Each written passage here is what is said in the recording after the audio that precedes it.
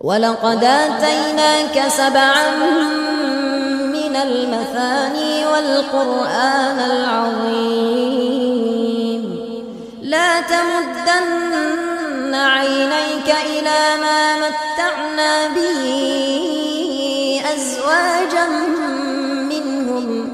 ولا تحزن عليهم واخفض جناحك للمؤمنين وقل إني أنا